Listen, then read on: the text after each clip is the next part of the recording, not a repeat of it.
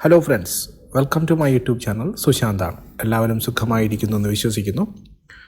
മാർക്കറ്റൊക്കെ അവസാനിച്ചു. അപ്പോൾ ഇന്ന് വളരെ പ്രധാനപ്പെട്ട ഒരു അപ്ഡേറ്റ് വരികയുണ്ടായി. HDFC ബാങ്കിനെ സംബന്ധിച്ചിട്ട് വലിയൊരു ആശങ്ക മാർക്കറ്റിലുണ്ടായിരുന്നു. നല്ല രീതിയിൽ ട്രേഡ് ചെയ്തുകൊണ്ടിരുന്ന HDFC ബാങ്ക് നല്ല രീതിയിൽ കറക്റ്റ് ചെയ്ത് ഇപ്പോൾ ഏകദേശം 1500-1400 ലെവലിലേക്ക് വരികയുണ്ടായി.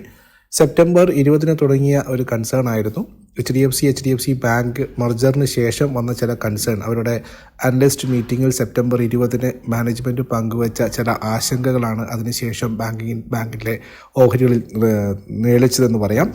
അതിനുശേഷം പല പ്രധാനപ്പെട്ട ബ്രോക്കറേജ് ഹൗസുകളും അവരെ ഡൗൺഗ്രേഡ് ചെയ്യുകയുണ്ടായി. ഏകദേശം നമോറ അവരെ ഡബിൾ ഡൗൺഗ്രേഡ് ചെയ്തു. JP Morgan, HSBC അങ്ങനെ പ്രധാനപ്പെട്ട എല്ലാ ബ്രോക്കറേജ് ഫേമുകളും അവരെ ഡൗൺഗ്രേഡ് ചെയ്യുകയുണ്ടായി. അവരതിന് കാരണമായിട്ട് പറഞ്ഞത് ഒരു ബാങ്കിനെ സംബന്ധിച്ചിട്ട് ഏറ്റവും പ്രധാനപ്പെട്ട കാര്യമാണ് നെറ്റ് ഇൻട്രസ്റ്റ് മാർജിൻ എന്ന് പറയുന്നത്, അവർക്ക് കിട്ടുന്ന പ്രോഫിറ്റ്. ഇതിൽ വലിയ രീതിയിലുള്ള ഇടിവുണ്ടാകും എന്നായിരുന്നു മാനേജ്മെൻറ്റിൻ്റെ ഭാഗത്തു നിന്ന കമൻട്രി. ഏകദേശം HDFC ലയനത്തിന് ശേഷം 20-25% വരെ ഇടിവുണ്ടാകും എന്നാണ്, നെറ്റ് ഇൻട്രസ്റ്റ് മാർജിൻ ഉണ്ടാകുമെന്നാണ് അവർ അറിയിച്ചത്. അതുപോലെ തന്നെ ലിക്വിഡിറ്റി 1 ട്രില്യൺ ആയിരുന്നു, അതിലും കുറവ് വരും. വരുന്ന വർഷങ്ങളിലും അവരുടെ പ്രോഫിറ്റ് മാർജിൻ കുറയുമെന്നുള്ള ആശങ്ക അന്ന് പങ്കുവച്ചിരുന്നു. 4.1% 3.8% അത് 3.5% വരെ ആകാൻ സാധ്യതയുണ്ടെന്ന് നമോറ ഒരു റിപ്പോർട്ട് വഴി പറയുകയുണ്ടായി. അതായത് അടുത്ത 2 വർഷത്തേക്ക് ഇവരുടെ നെറ്റ് ഇൻട്രസ്റ്റ് മാർജിൻ കുറയുകയും 2025 മാത്രമേ ഇവരുടെ നെറ്റ് ഇൻട്രസ്റ്റ് മാർജിൻ സ്റ്റേബിൾ ആകൂ എന്നാണ് അന്നത്തെ ആ റിപ്പോർട്ടിൽ പറഞ്ഞത്, എനിക്ക് ഓർമ്മയുണ്ട്. അതുപോലെ നെറ്റ്വർത്തിലും HDFC ബാങ്കിനുമായിട്ടുള്ള മർജറിന് ശേഷം അവരുടെ മൊത്തം നെറ്റ്വർത്തിൽ 17% കുറവുണ്ടാകുമെന്നും അന്നും പറഞ്ഞിരുന്നു. അതിന് പുറമെ ലോൺ അഡ്വാൻസസിനും കുറവുണ്ടാകും, മാർജിനിൽ കുറവുണ്ടാകും, ഇൻകം ടു ഡെപ്പോസിറ്റ് അതായത് ഡെപ്പോസിറ്റ്സ് ടു അഡ്വാൻസ് റേഷ്യോയിൽ കുറവുണ്ടാകും, ഗ്രോസ് NPA അത് വർദ്ധിക്കും, 1.2% 1.4% വർദ്ധിക്കും, റിട്ടേൺ ഓൺ അസറ്റിൽ കുറവുണ്ടാകും. ഇതൊക്കെയായിരുന്നു മേജർ കൺസേൺ അന്ന് പങ്കുവച്ചത്. അപ്പോൾ അതിനെ തുടർന്ന് ഓഹരിയിലൊക്കെ വലിയ രീതിയിലുള്ള ഇടിവുണ്ടായിരുന്നു. അപ്പോൾ ഇന്ന് വന്നിരിക്കുന്ന പ്രധാനപ്പെട്ട ഒരു അപ്ഡേറ്റ് അവരുടെ ഭാഗത്ത് ഇന്നലെ. അപ്പോൾ ഈ ഒരു സാഹചര്യത്തിൽ ഓഹരിയിടയിൽ വലിയ രീതിയിലുള്ള ഇടിവുണ്ടായ സാഹചര്യത്തിൽ ഇൻവെസ്റ്റേഴ്സും എല്ലാവരും അതിൽ കൺസേൺ ആയിരുന്നു. പ്രത്യേകിച്ചും ഇന്ത്യയിലെ ഏറ്റവും വലിയ പ്രൈവറ്റ് സെക്ടർ ബാങ്ക് എന്ന നിലയിൽ ഇവർ ലൈം ലൈറ്റിലുണ്ടായിരുന്നു. അത് അവർക്ക് എന്താണ് പറ്റിയത് എന്നുള്ള ആശങ്ക കൊണ്ടാവാം.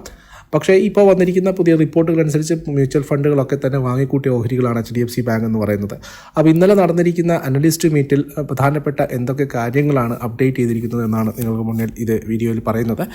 അത് നമ്മളെല്ലാവരും ആശങ്കയോടെ പറഞ്ഞത് ചിന്തിച്ച് അല്ലെങ്കിൽ ആശങ്കയോടെ കണ്ടത് എന്തെങ്കിലും പ്രശ്നമുണ്ടോ യഥാർത്ഥത്തിലെന്നാണ്. പക്ഷേ ഇന്നലെ 1 മണിക്കൂറിൻ്റെ ഇൻ്റർവ്യൂ ആയിരുന്നത്. ഇതിൽ പറഞ്ഞിരിക്കുന്ന പ്രത്യേക ആശങ്കകളൊന്നും പങ്കുവെക്കാതെയാണ് HDFCയുടെ ചെയർമാൻ പറഞ്ഞിരിക്കുന്നത്. ഒരു ന്യൂട്രൽ കമൻട്രി ആയിരുന്നു ബാങ്കിൻ്റെ മാനേജ്മെൻറ്റിൻ്റെ ഭാഗത്ത് വന്നിരിക്കുന്നത്.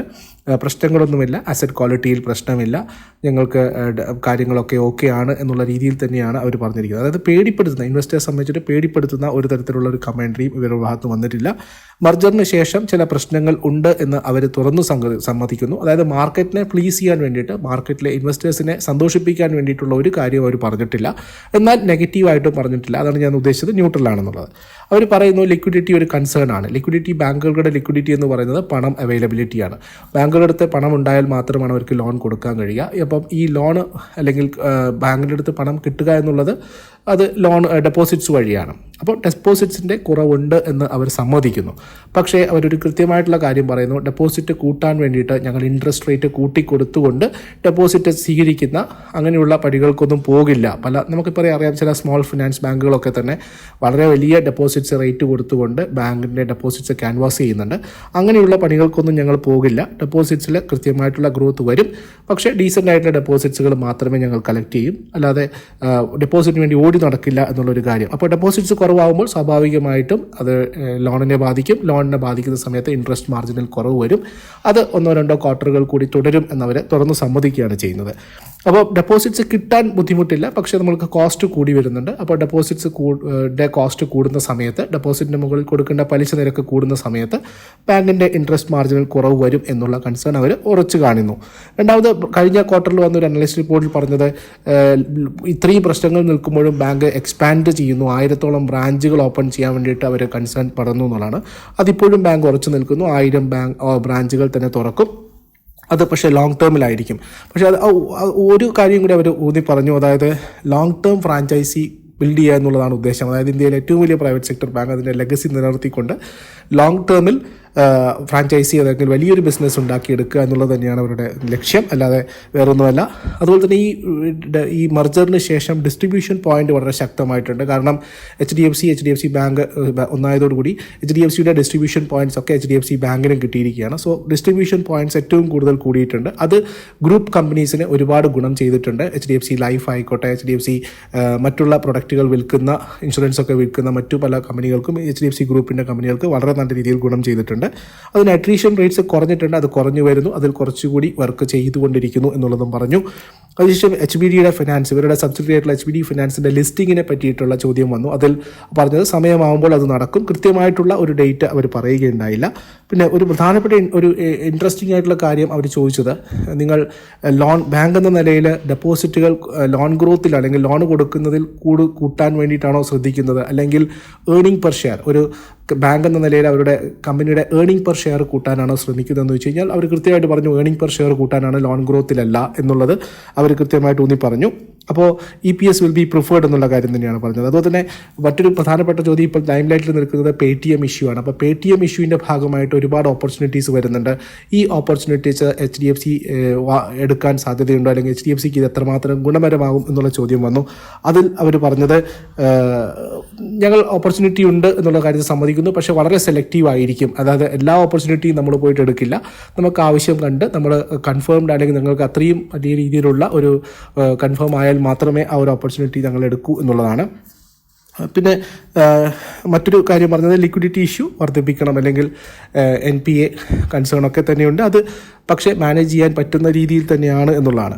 പിന്നെ വളരെ പ്രധാനപ്പെട്ട ഒരു കാര്യം പറഞ്ഞത് അൺസെക്യൂർഡ് ലോൺ, അതായത് ഒരു ഗ്യാരണ്ടിയും അല്ലെങ്കിൽ ഒരു സെക്യൂരിറ്റിയും കിട്ടാതെ കൊടുക്കുന്ന ലോണുകളാണ് അൺസെക്യൂർഡ് ലോണുകൾ. RBI തന്നെ കൃത്യമായിട്ട് പറഞ്ഞിട്ടുണ്ട് അൺസെക്യൂർഡ് ലോണുകൾ കൊടുക്കുന്നത് തടയണം. ഇൻട്രസ്റ്റ് റേറ്റ് നിങ്ങൾക്ക് കൂടുതൽ കിട്ടുമെന്ന് വിചാരിച്ച് പ്ലഡ്ജ് ചെയ്യാതെ അല്ലെങ്കിൽ സെക്യൂരിറ്റീസ് ഇല്ലാതെ ലോൺ കൊടുക്കുന്നത് അപകടമാണെന്ന് RBI ഗവർണർ തന്നെ അവരുടെ MPC മീറ്റിങ്ങിലൊക്കെ തന്നെ പറഞ്ഞതാണ്. അപ്പോൾ അതിൻ്റെ മുകളിൽ ഞങ്ങളും കൺട്രോൾ വെക്കും, ഞങ്ങൾക്കും അൺസെക്യൂർഡ് ലോൺ കൂടുതലായി കൊടുക്കുന്നതിനോട് താല്പര്യമില്ല എന്നുള്ള രീതിയിലുള്ള കമൻട്രി വരികയുണ്ടായി. ഇതും ആണ് അദ്ദേഹം പങ്കുവച്ചത്, അല്ലാതെ വേറെ കാര്യങ്ങളൊന്നും തന്നെയില്ല. NPA ആയിട്ട് ബന്ധപ്പെട്ട് അൺസെക്യൂർഡ് ലോണുമായിട്ട് ബന്ധപ്പെട്ടിട്ടും ലിക്വിഡിറ്റി ഇഷ്യൂസും HDFC ഫിനാൻസിൻ്റെ ലോണും ഇതൊക്കെ തന്നെയാണ്. അല്ലാതെ ബാങ്കിനെ സംബന്ധിച്ചിട്ട് മേജറായിട്ടുള്ള ഒരു കൺസേണും ഇല്ല. ലോങ് ടേമിൽ നല്ല ബാങ്ക് നല്ല രീതിയിൽ മുന്നോട്ട് പോകും എന്ന് തന്നെയാണ് ഇപ്പോൾ മാനേജ്മെൻറ്റിൻ്റെ ഭാഗത്ത് വന്നിരിക്കുന്ന കമൻട്രി വന്നിരിക്കുന്നത്. പക്ഷേ ഇതിന് ശേഷവും ഈ കമൻട്രി ഇന്നലെ നടന്നതാണ്. അതിന് ശേഷവും ഇതുവരെ മേജർ ബ്രോക്കറേജ് റിപ്പോർട്ടുകളൊന്നും അവരുടെ ടാർഗറ്റിൽ അപ്ഗ്രേഡ് ചെയ്യുകയോ ഡൗൺഗ്രേഡ് ചെയ്യുകയോ ഒന്നും ചെയ്തിട്ടില്ല, പുതിയ ടാർഗറ്റും ഫിക്സ് ചെയ്തിട്ടില്ല. അപ്പോൾ എനിക്ക് തോന്നുന്നു 1-2 ക്വാർട്ടറുകൾ കൂടി നോക്കിയതിന് ശേഷമായിരിക്കും പുതിയ ബ്രോക്കറേജോ അല്ലെങ്കിൽ കവറേജ് റിപ്പോർട്ടുകളോ വരാൻ സാധ്യത എന്നുള്ളതാണ്. അപ്പോൾ ഇതാണ് HDFC ബാങ്കിനെ സംബന്ധിച്ചിട്ട് വന്നിരിക്കുന്ന ലേറ്റസ്റ്റ് അപ്ഡേറ്റ്.